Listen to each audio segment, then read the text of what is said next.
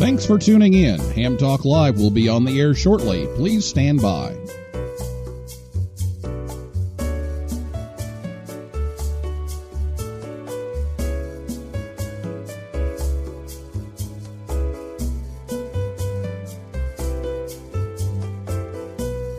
Thanks for tuning in. Ham Talk Live will be on the air shortly. Please stand by. This episode of Ham Talk Live is brought to you by Tower Electronics. For connectors, cables, and more, call 920-435-2973 or visit pl-259.com. And by ICOM. Heard it? Worked it? Logged it. Visit www.icomamerica.com/amateur for more information about ICOM radios. It's Ham Radio.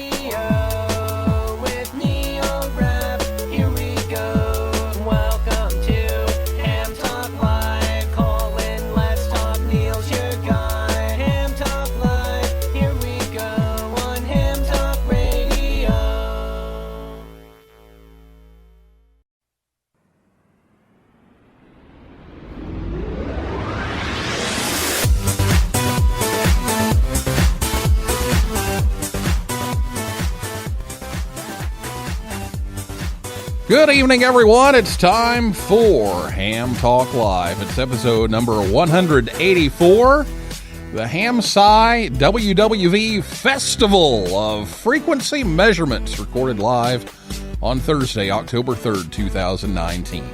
I'm your host, Neil Rapp, WB9VPG. Thanks for tuning in to this episode of Ham Talk Live. Tonight we're joined by Dr. Nathaniel Frissell, W2NAF. And we'll take your calls live in just a few minutes. Last week, Joe Karsha, NJ1Q, and Michelle Patnode, W3MVP, were here to talk about the So Now What podcast from ARRL. And if you missed the show, you can listen anytime over at hamtalklive.com or on your favorite podcast app or on YouTube, or you can catch the rebroadcast on WTWW. That's 5085 AM Saturday mornings, or Saturday evenings rather, at about 6:30 p.m. Eastern Time. Before we take a break here, hey, don't forget about Fallout. It's the 100 Watts to Wire podcast Fallout. That's October 11th through the 13th.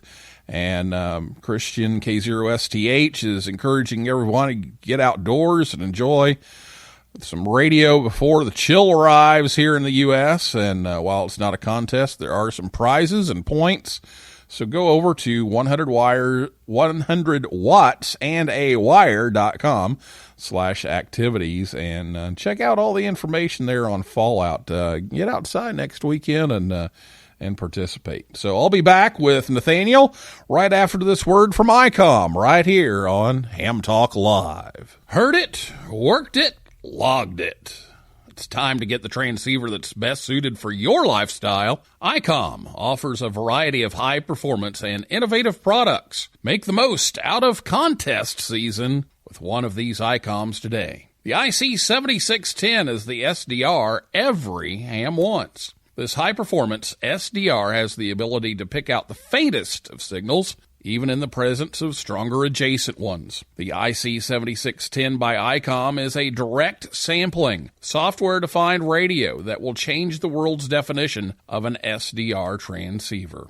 It has RF direct sampling, 110 RMDR, independent dual receiver, and dual digicell. The IC7300 is changing the way entry-level HF is designed. This high-performance, innovative HF transceiver with a compact design will far exceed your expectations. With RF direct sampling, 15 discrete bandpass filters, a large 4.3-inch color touchscreen, real-time spectrum scope, and SD memory card slot. And, of course, the IC73 7851 keeps your competitive contesting edge with faster processors, higher input gain, higher display resolution, and a cleaner signal. ICOM's IC7851 is the pinnacle of HF perfection. It has dual receivers, digital IF filters, memory keyer, digital voice recorder, high-resolution Spectrum waterfall display, enhanced PC connectivity, and an SD memory card slot. For more information on ICOM radios, be sure to visit icomamerica.com/amateur. 5 out of 4 people have trouble with fractions. Now, here's Neil Rapp with more Ham Talk Live.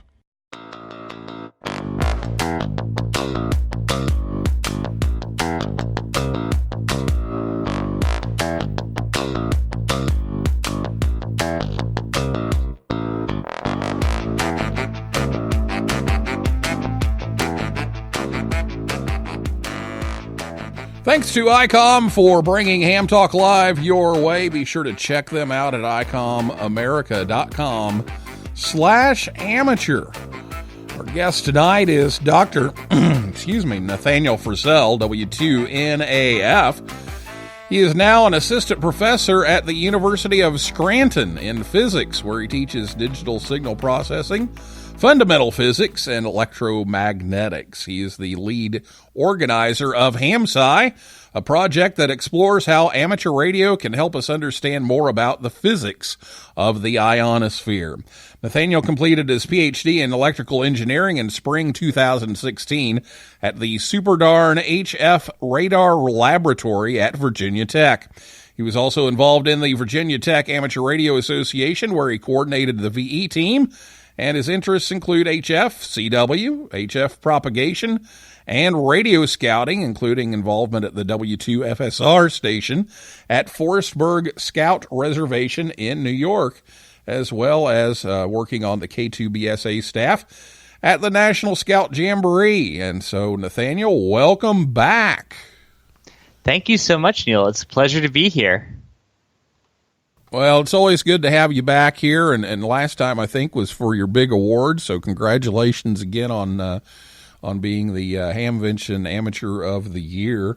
And I really like this, and before the show we were already talking all this science stuff, because us science geeks were, we got to ask all these technical science questions, and so we weren't going to bore everybody with those on the show here tonight, but we're already talking about this new project, and we'll talk about that here in just a second. But first, how's the move going? You were at NJIT, and now you just started a new gig over at Scranton, and you're back to teaching. You're back in the classroom again, trying to balance the workload between the classroom and your research. So how's it all going?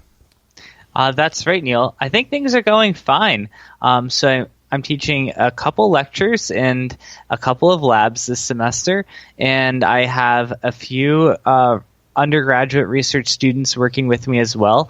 One of them I was able to bring to the Tapper Digital Communications Conference last week, and another one is working on a project that we're going to send some HF radio receivers down to Antarctica again, and that's through a collaboration with NJIT. So I think things are coming along just fine. Over. All right, very good. Well, it's always a challenge, and I was sharing with you before the show, some of the things that happen in the classroom, like 311,000% error. That there might be something wrong there. There might be. And I'm learning that too now as I'm teaching a Physics 1 class. Some of the students are really quite bright. You just gave an exam and we had a few students just, walk away with perfect exams. And other students, they struggle a little bit more, but hopefully they'll all get to where they need to be by the end. If they figure out F equals MA, then life is good. That's right. and that vector math, the vector and math. Vectors, yes. And vectors. Yeah, vectors. Yeah. I told them, so much of this class is just knowing how to manipulate vectors properly. Yeah, I brought up the V word in class the other day. We're talking about polarity in molecules, and I was like, yeah, you can figure out the resultant dipole, and they're like, oh no, not that word again. Oh no, So, it's back. well, let's talk about this WWV. I love the name. It's the Festival of Frequency Measurements. It just has a ring to it. So tell us about what it is and who's participating and what you hope to learn out of this. Sure, Neil. So the WWV Centennial Festival of Frequency Measurements is a science activity that goes along with WWV's 100th anniversary celebrations. And the idea of doing the Festival of Frequency Measurements, both the name and the idea for doing this particular experiment, really came from David Kasdan, Alpha Delta 8 Yankee, at the Case Western Reserve University Case Amateur Radio Club, W8EDU. So both he and his students have really been leading the charge in making sure this happens. And what we've asked participants to do is to measure the Doppler shift at their station of the 5 megahertz WWV frequency. And when you do that, you'll find out that even though WWV has a very, very stable and accurate 5 megahertz carrier, what you actually receive in your own backyard is not stable and not right at 5 megahertz. There's a substantial amount of frequency shift to be seen, and that frequency shift can very often be attributed to variations occurring in the ionosphere. Very good. So how do you go about taking all these measurements and crowdsourcing them? So there is a frequency measurement experiment page on HamSci.org. If you go to HamSci.org, there's a news or blog post up right now about this, and then there's a link to a procedure page. And on the procedure page, it explains how you're going to set up your equipment and what you're going to measure.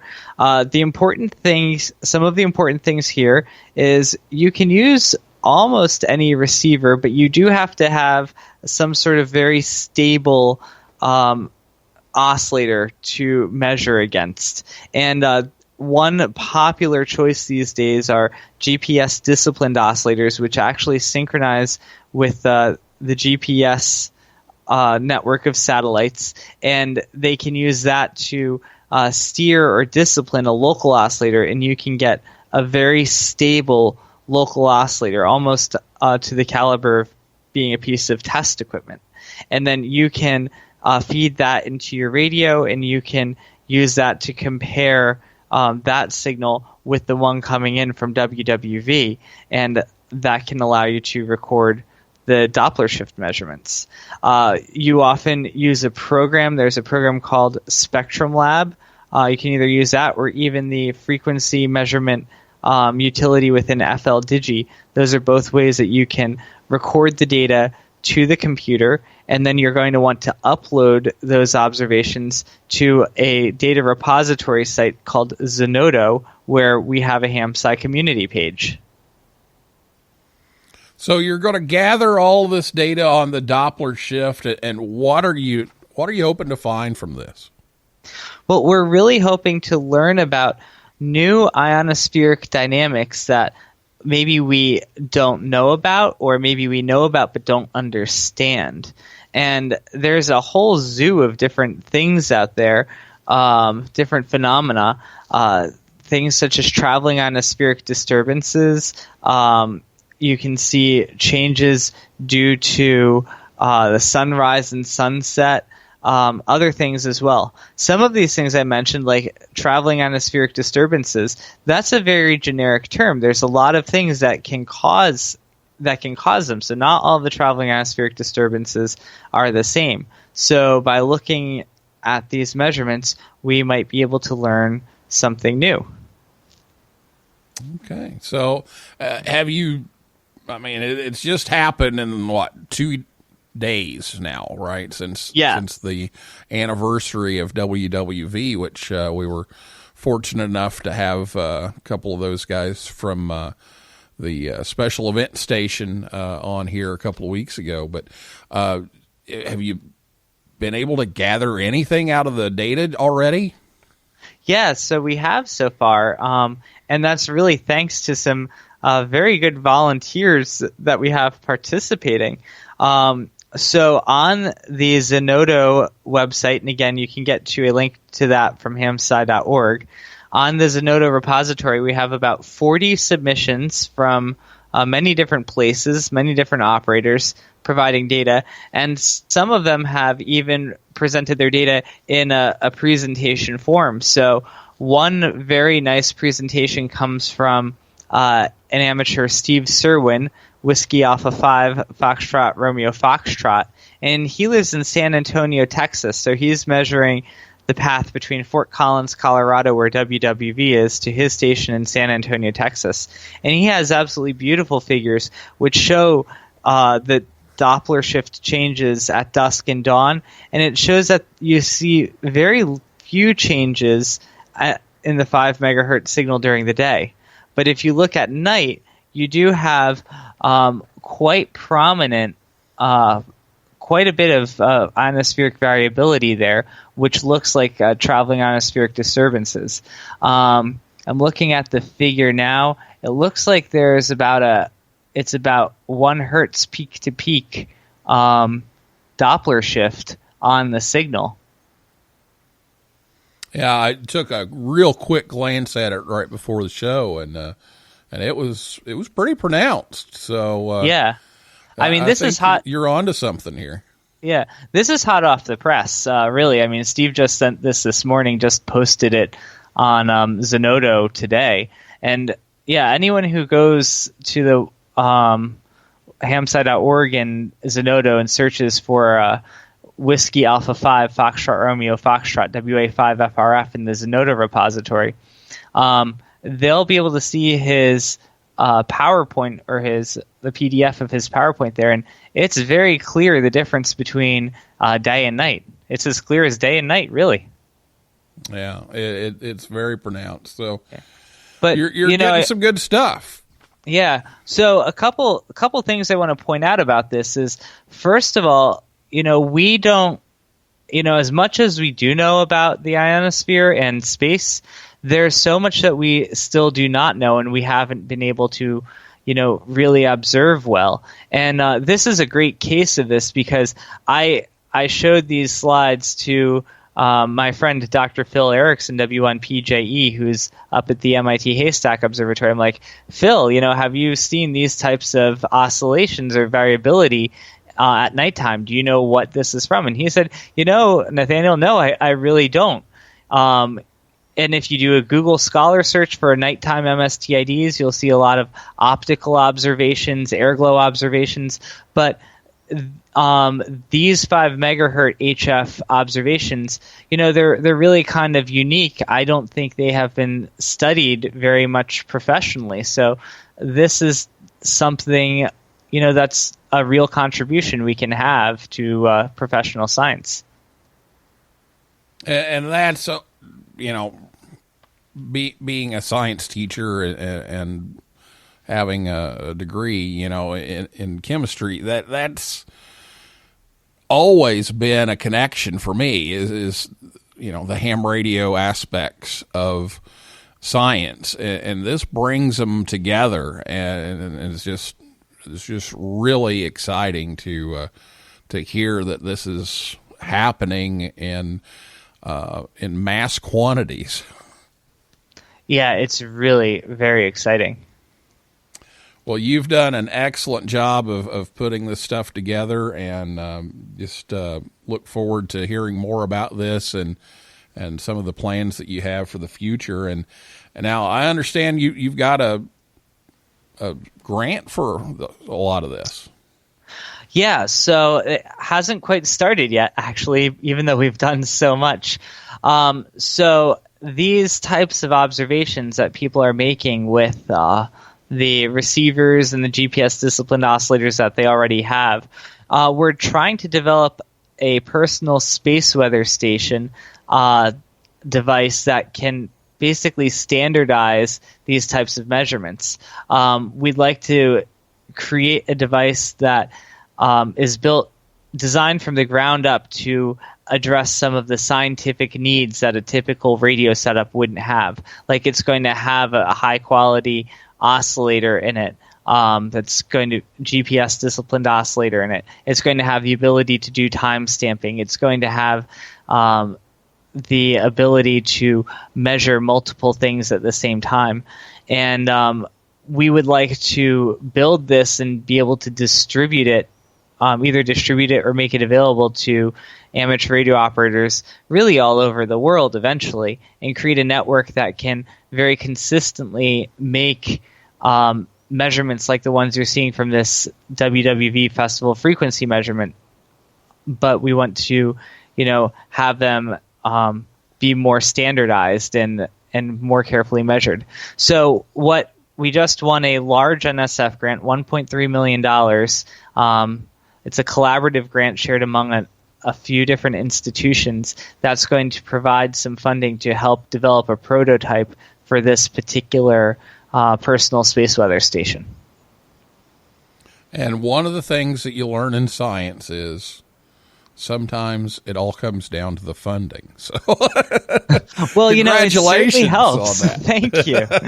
I mean, it helps on so many different levels because really we've been doing a lot of these projects on a volunteer basis. We have many volunteers who've been helping, but now that we have funding, it can accelerate the process. Even here at the university, the fact that I have funding actually gives me more time and more justification to spend my time working on this project rather than some of the other responsibilities I might have. So it really allows people to redirect their time to work on these things and make it come together. Yeah. Well, I think we're glad that you that's, have that time. Yeah, and one thing I'm very excited about is the collaborative nature of this. So I've been working with the Tapper group. They're doing a lot of the engineering work on this project, and that's where I was able to connect with a lot of the people who are working on this project. And so the Tapper portion of the project, they're calling it the Tangerine SDR, Software Defined Radio. And it's actually, the Tangerine SDR is going to be, certainly to support the personal space weather station, but it's going to be modular so it can support other applications as well. We meet every Monday night at 9 p.m. Eastern on the internet on a TeamSpeak session, and we have a listserv, and that's where we're able to do a lot of our collaborative development. And then we meet twice a year, once at the Tapper Digital Communications Conference, which just happened in Detroit last weekend, and then again at the HamSci workshop, which is going to happen in Scranton this March 20th and 21st, to continue the development of this project. Oh, that sounds like a fabulous project, and glad to hear that the funding is there and the volunteers are there, and it's all coming together. So congratulations once again. Thank you so Well, much. we're going to come back. We're going to talk to Nathaniel some more, and we're going to give you a chance to ask your questions. So be sure to give us a call. That telephone number to call again is 812-638-4261. It's 812-NET-HAM1. And we'll take your calls when we come back after this word from Tower Electronics right here on Ham Talk Live. Is this getting serious? I think so. Well, how do you feel about it? Just imagine if you hadn't run out of PL259s. Just imagine if your connectors weren't from Tower Electronics. Consider the sophisticated quality of connectors from Tower Electronics. Their silver-plated end connectors are so good, they've even been used on the International Space Station. I'm not so sure why I ever used any other PL259s. Mine are better. Besides, you deserve the best. You know I love you.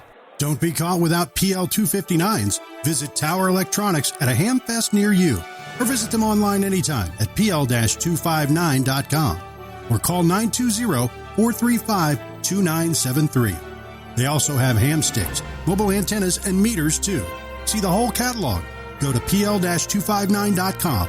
Tower Electronics, the ham's dime store since 1978.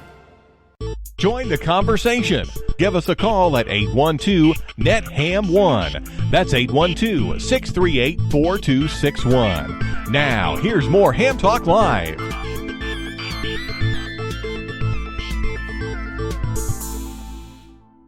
If a man says something in the woods and there are no women there, is he still wrong? You're listening to Ham Talk Live with Neil Rapp.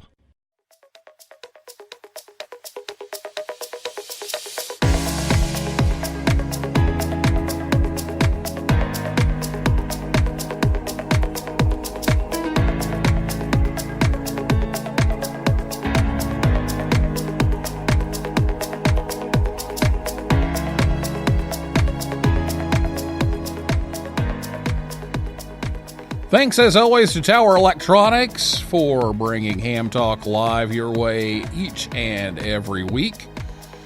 Their HamFest schedule this weekend, it's actually tomorrow and Saturday in Belton, Texas. And then Chickasaw, Alabama, October 12th, and October 19th, Greenville, Tennessee. But you can visit them anytime, anywhere at pl-259.com. And Ham Talk Live, you can visit us anytime, anywhere at hamtalklive.com or live every Thursday night at 9 p.m. at hamtalklive.com. And be sure to check us out on Facebook, Twitter, and Instagram. And it's time now for your calls. So if you have a question for Nathaniel, please give us a call at 812-638-4261. It's 812-NET-HAM1. Or you can tweet us. It's at Ham Talk Live. And if you're listening to us on WTWW or on the podcast version, we're not here. It's Thursday night, so we're not here. So sorry that we won't be able to take your questions live on the show. But we can always fit those questions in offline here as well. So we're going to talk a little bit about the next big project. But first, let me run over here to Twitter, and Brett caught my near mistake, and he knows that I've caught on to this. That at the beginning I almost said 100 wires and a watt instead of 100 watts and a wire. So Brett caught that. So I know somebody's listening. So very good. 812-638-4261 is the number. So let's talk a little bit about some future plans. And I guess first would be this HamSci conference that you've got coming up. And amazingly, it's at the University of Scranton. That's right. We're planning the 2020 HamSci workshop at the University of Scranton, and the plan is to have it March 20th and March 21st. And this is an opportunity to come meet fellow ham radio science enthusiasts and professional academic researchers, and we all come together and we present the research that we've been doing and talk about how we can further both science and amateur radio together. And it's a really, really great couple days. So we've run the workshop twice so far. We had it once at NJIT, that was the first year, and then last year Case Western Reserve hosted it, and so this year it will be at the University of Scranton. All right, and that's, anybody can go to that, right? That's right. Yes, anyone can go. So we're still working on getting the details set up. That will be posted on hamsci.org probably in about a month or so. So we still have to get some of the final details. But typically it costs about $175 or so, and that includes all of the food. So we still have to confirm all of those details for this year, but that's how we've been able to run it in the past. And last year we had some very good speakers. We had Ward Silver, N0AX, as the keynote speaker. And for the two invited tutorials. We had Carl Letzelswab, K9LA, who's a well-known propagation columnist, and Dr. Larissa Goncharenko from the MIT Haystack Observatory. Well, some great people there and some great topics. So if you get a chance, head on over to the University of Scranton in March and check out the third HamSci workshop. Well, what else have you got coming up here? Are you coming up with some more of these great ideas for studies? Oh, well, let me tell you. I mean, just working on the personal space weather station right now is that is a very multifaceted project in and of itself. So we have people working on the Tangerine SDR. That's going to be the higher end version of the personal space weather station. We're going to have a lower cost version, so there's design that needs to go into that. We're going to have part of the device use ground magnetometers, so there's science that needs to go into that. So just this one project is really quite diverse. And even the Festival of Frequencies that we're having right now, those observations are going to help give us ideas and starting point for the designs for this personal space weather station as well. So that is part of it. But some other things I have personally going on with the HamSci type activities is I'm working on a paper that looks at large-scale traveling ionospheric disturbances that you can see in both reverse beacon network and WHISPER network data. And I'm planning on presenting that at the American Geophysical Union meeting this coming December. So I'll be there, and a few other HamSci people will be there as well. And I'm also planning on going to the American Meteorological Society meeting in January. So there's quite a bit of activity going on. 812-638-4261 is the phone number if you have a question for Dr. Nathaniel Frissell, W2NAF, about HamSci and the WWV Anniversary Festival of Frequency Measurement. So, and if you were listening to this, WWV, all the time, all the time, and you measured all the Doppler shift, make sure you send in your data and get it collected. Well, let's see. We do have a question here coming in from Brett, WY7BG. What will the ionospheric researchers be doing during the upcoming eclipse? They are going to be trying to repeat some of the same sorts of experiments that happened in the last eclipse. And you might say, well, why would you do that? The path of the upcoming eclipse is rather different from the path of the previous eclipse.